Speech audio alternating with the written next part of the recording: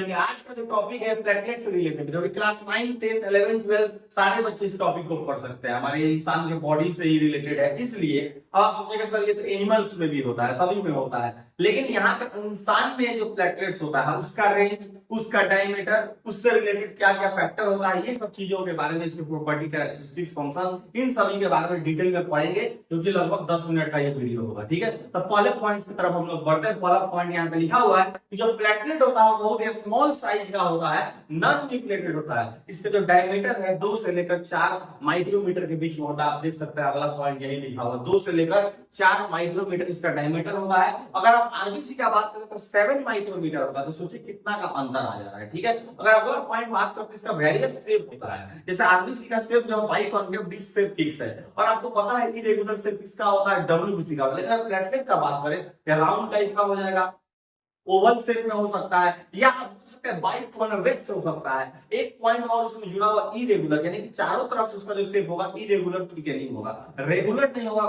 पूरा जो राउंड आप सोच रहे हैं वैसा नहीं होगा। अगला पॉइंट की तरफ अगर बढ़ते हैं, इसका मेन जो फंक्शन होगा, ये आप बोल सकते हैं ये क्लॉटिंग कराने में मदद करता है। इस क्लॉटिंग को हम लोग कोआगुलेशन भी बोलते हैं, इसी क्लॉटिंग को हम लोग एग्लूटिनेशन भी बोलते हैं। पूरा प्रोसेस को, इस चीज को आप ध्यान में रखिएगा। अगर अगला पॉइंट देखते हैं लाइफ स्पैन के बारे में, प्लेटलेट का जो दूसरा नाम है थ्रोम्बोसाइट है, इसको भी आप ध्यान में रखिएगा, एग्जाम में कभी भी आ सकता है। तो 5 से लेकर 9 डेज अप्रोक्स इसका लाइफ स्पैन होता है। जैसा आरबीसी का आपको पता है 120 दिन इसका लाइफ स्पैन होता है, वैसे अगर आपसे पूछ दिया जाए कि जैसे लाइफ स्पैन 5 to 9 डेज आपका अप्रोक्स प्लेटलेट का हो गया, अगर आरबीसी का आपको पता है 120 दिन, अगर आपसे बोला जाए कमेंट करके बताइए डब्ल्यूबीसी का कितना होगा, आप ये कमेंट में अगर बता सकते हैं जरूर कमेंट कीजिएगा। अगर आपको कहीं प्रॉब्लम आएगा, कहीं मिस्टेक होगा, तो मैं उस कमेंट का रिप्लाई जरूर करूंगा। मैं डब्ल्यूबीसी का इसलिए कमेंट में पूछ रहा हूँ, डब्ल्यूबीसी के बारे में, लाइफ स्पैन के बारे में बहुत बच्चे कंफ्यूज रहते हैं, चाहे वो 9th के हो, 10th के, 11, 12 सब कंफ्यूज रहते हैं, इसीलिए आप जरूर उसका कमेंट करके बताइएगा।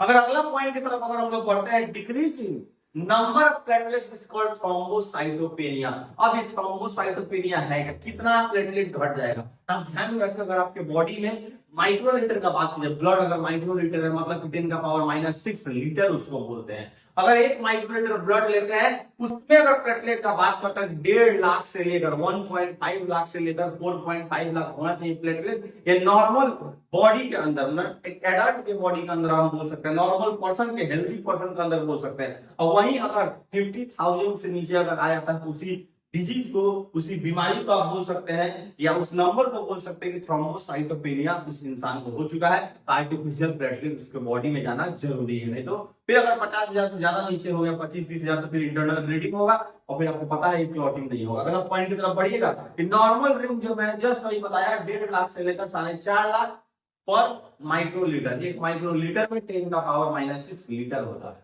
अगला पॉइंट की तरफ अगर हम लोग बढ़ते हैं, ब्लड क्लॉटिंग के बारे में जो दिया है, ब्लड क्लॉटिंग का अगर दूसरा नाम का अगर बात करते हैं हम लोग, एग्लूटिनेशन भी इसको बोलते हैं, या फिर कोआगुलेशन बोलते हैं, जमाना इसको बोल सकते हैं। जैसे दही जमता है उसी प्रकार कुछ ये फैक्टर है। आप यहाँ पे कुछ तस्वीर को देख सकते हैं, जैसे देखिए यहाँ पे ये जो फोटो दिया है, ये आपका ब्लड वेसल, ब्लड वेसल इस प्रकार का कुछ है, पाइप पे गया हुआ। अब यहाँ पे आरबीसी है, ये सब जो आपको दिख रहा है छोटा छोटा व्हाइट कलर का, ये थ्रोम्बोसाइट यानी कि क्या है, प्लेटलेट है। अब प्लेटलेट देखिए किस प्रकार से ऐसे ऐसे निकल के जहां पे क्रैक हुआ, देखिए वहां उधर वाले फोटो में क्रैक हुआ, और क्रैक होने के बाद आरबीसी भी निकला, ब्लड तो निकलेगा नहीं, रेड रेड आपको दिखता है, उसमें आरबीसी भी होगा, सब होगा, डब्ल्यूबीसी होगा, लेकिन उसके साथ साथ प्लेटलेट भी निकलता है। और प्लेटलेट निकलने के बाद एक फिब्रिन नाम का, एक आपको जस्ट इसके बाद मैं स्लाइड में बताऊंगा, फिब्रिन नाम का एक प्रोटीन होगा जो कि इनसॉल्युबल है। वो प्रोटीन क्या करता है, पॉलीमराइजेशन रिएक्शन की वजह से यहाँ पे थक्का टाइप का लेयर बनाता है, जिसको हम प्लग भी बोलते हैं, PLUG।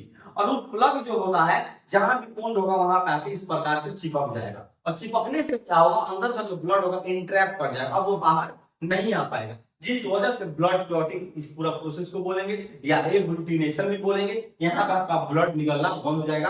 कल होके 2 दिन 4 दिन बाद आप देखिएगा वहां पे कुछ उस प्रकार का आपको लगेगा, कुछ ऊपर से जम गया, इसको हम लोग पपड़ी टाइप का आपको दिखेगा, उसको हम लोग हटा भी देते हैं। तो वो जो आपको पपड़ी टाइप का जो दिख रहा है, वो आपका क्या है, वो आपका क्लॉट है, वो आप बोल सकते हैं कि वो आपका प्लेटलेट है, उसमें आरबीसी होगा, सारा को मिलाने के बाद वो चीज बना हुआ है। ठीक है, वो एक प्रकार का प्लग है। देखिए उसके बाद ये आपका प्लेटलेट का ओरिजिनल फोटो यहाँ पर आपको दिख रहा होगा। ये आरबीसी है चारों तरफ, या तो ब्लड एक वेसल है, उसके अंदर देखिए किस प्रकार का इरेगुलर, हम ऊपर जस्ट बताए देखिए इरेगुलर है कि नहीं है।